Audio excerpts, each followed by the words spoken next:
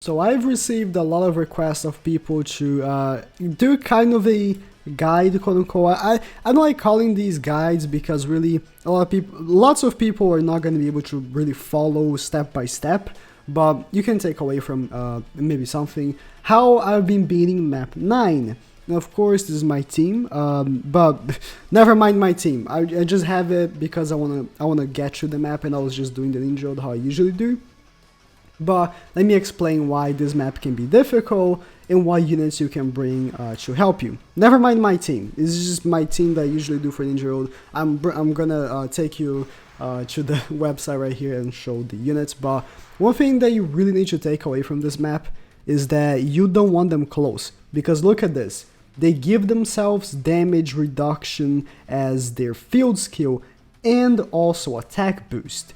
That is very, very important to notice, because if you like, for example, Jutsu with Sage 6 Spasmodder right here. Sage 6 Spasmodder is an incredible unit to use an ultimate with, but if you just straight away use his ultimate, he's gonna do almost no damage, because look at the amount of damage reduction they're giving to each other. It's just so much. Like, look at this middle one. Look at so much damage reduction that he's been receiving. It's just, you should not Jutsu right away. But let me show you this. So, what we have here is I got some of the best units for this, and let me actually bring Naruto in the front right here. Boom. So, as I showed you, having them together is not a good idea. They have so much damage reduction, attack boost, and everything. Now, the absolute best unit to bring in a team is Pain, because Pain hits the whole map, and he makes them go further away from each other because he knocks them back. Now, when I go back in the gameplay and I show Pain's ultimate, look at how knockback they get. I can just straight up take away all of their damage reduction. Right here, I can do that. Now, other units can do that as well. Of course, that's not exclusive to Pain. Other units also can do that. Like, where is him? Shinden Sasuke. Shinden Sasuke, I don't have him here, but he does the exact same thing. He knocks them back on his full map ultimate. So it's very important that you do that. You don't want them close together in the beginning. And that's very important. So, but why Pain's good is because he nullifies damage reduction as his first ability. So if you use his ultimate will completely nullify all the damage reduction they already have. And then let's say you follow up with another strong jutsu like I do. What I do is I ult with Pain, get them spread, and then I ult with Sage 6 Spasmodder. I told you, Sage 6 Spasmodder is a really good ultimate, but if they're together, it's not going to do that much damage. Not the case, because they're not going to be together. And then when it doesn't usually finish. I've not come up with a team that actually finishes them in 2 turns. It's maybe impossible, but after that, I finish it off with Sage 6 Spasmodder. I can do that because when you move from map 8 to 9, you will have full chakra anyways, so you have all of your ultimates. So again, that's just how I've been doing this. Now let me go back here in the scene. Again, other units that are incredible for this are Naruto right here, and Shinden Sasuke. Now, 2 units that hit the whole map, not really, Sasuke doesn't, but they hit a large amount of the map, but you should not open with are Sage 6 Spasmodder and Rinnegan Sasuke, because Sage 6 Spasmodder hits the whole map. Really good ability, hits the whole map, but drags them closer. It's just, drags them closer. So if you ult with Sage 6 Spasmodder, all of them are going to be together. Same thing for Rinnegan Sasuke. Rinnegan Sasuke does the exact same thing. Drags them together. So again, I couldn't think of anyone else that does this. There could be more people that also drags them together. I just couldn't think of anyone else. But again, any units that are gonna be making them get together is just not gonna be good. But then again, we have also more units like Madara. If you can, like, let's say you ult with someone that does something to them. Again, I just couldn't think of someone that hits the whole map or hits like a very large part of the map. And oh yeah, Hashirama. Like, let's say you start off with Hashirama. But the bad thing is that he doesn't push them apart, but you can still do that. If you ult with him, he has 100% chance of health recovery ceiling, so if you follow up with Madara, Madara with his increased damage, if they have a status ailment, he's gonna do a good amount of damage. So Madara, any units that hits like a very good AoE is gonna be good. Let me actually, now that I've talked a little, let me actually show my run right here. So I do is I ult with Pain, boom, and then I'm gonna go back in talking. But ult with Pain, doesn't matter. If I get a reset, that's really good. Doesn't really matter. They all get spread apart, and then I ult with Madara. It doesn't really matter how I position my units. They're gonna be getting kind of together anyways, but they kind of position themselves in a weird way. So again, it really doesn't matter how I position. And also another good thing about Pain is that when he ultimates, he just doesn't take damage because he puts up a barrier, and also he puts up the ignore secret technique. So, and then afterward, oh, I got switch sealed, but afterwards, usually, I finish up with Stage 6 Pevs Madara. In this case, I'm gonna have to finish up with Stage 6 Pevs Naruto because I got switch sealed, which can be the case, which is actually why I've been using Stage 6 Pevs Naruto instead of like KCM Naruto or other units.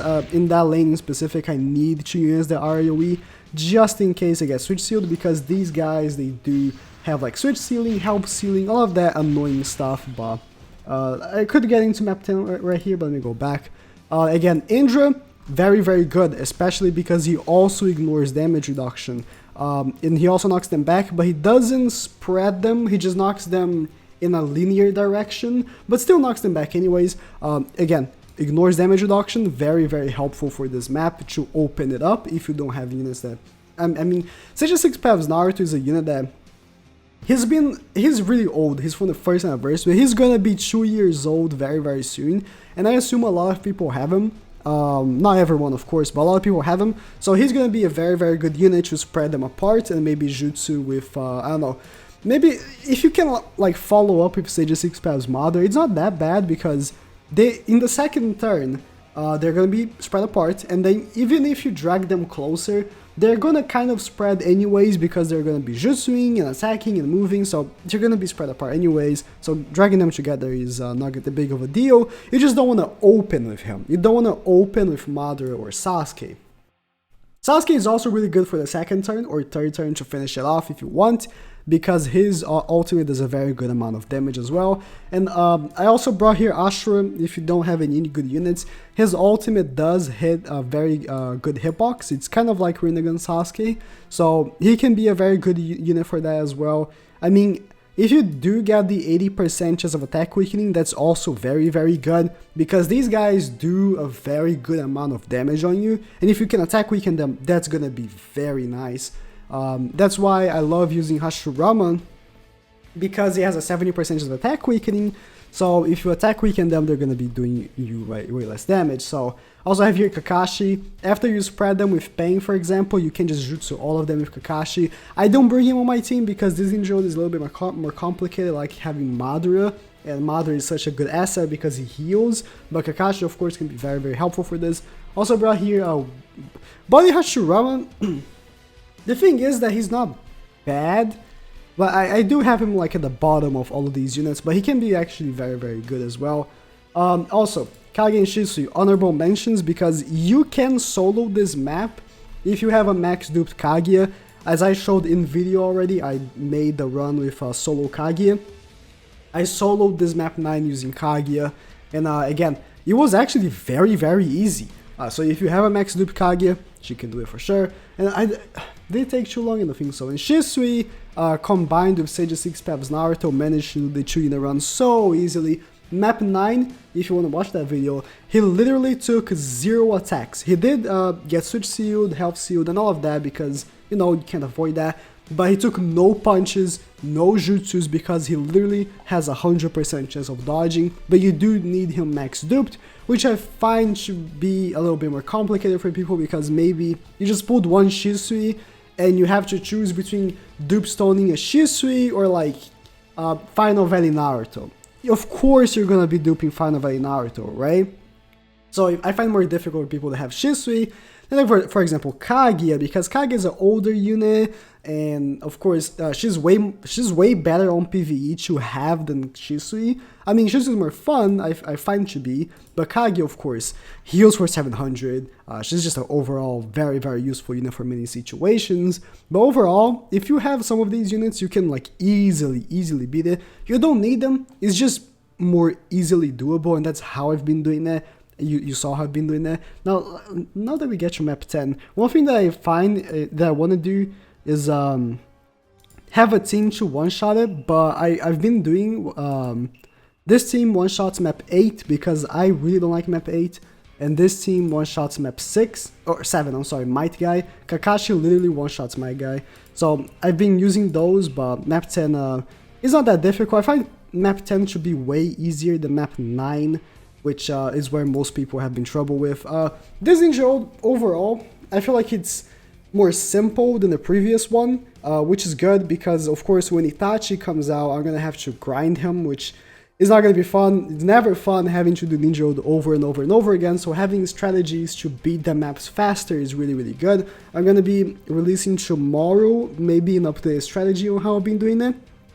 You're gonna see what I do, but thank you guys for watching, and good luck. If you're gonna get Itachi, good luck with grinding him. It takes a while, it really does.